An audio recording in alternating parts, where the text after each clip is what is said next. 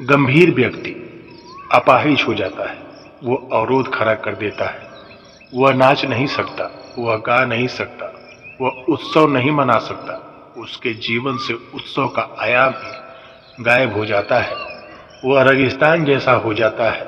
और अगर तुम रेगिस्तान हो, तुम सोचते रह सकते हो और ढोंग कर रहे हो कि तुम धार्मिक हो, लेकिन तुम नहीं हो।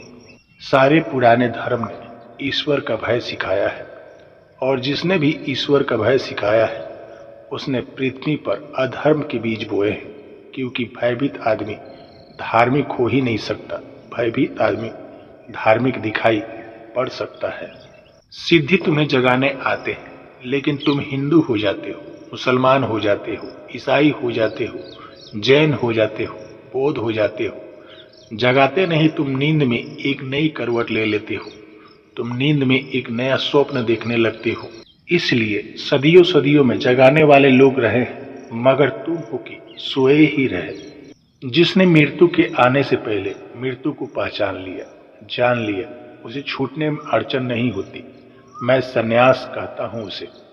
इस समझ को जीते जी मृत्यु को पहचान लेना संन्यास है।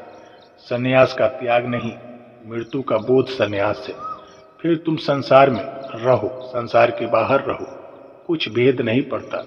शरीर से बंधे हुए ना रहो, मन से बंधे हुए ना रहो, बंधे हुए ही ना रहो किसी से, निर्बोध, यूं जैसे कमल के पत्ते झील में तैरते हैं, झील में होते हैं और झील उन्हें छू नहीं पाती, पानी उन्हें छू नहीं पाती।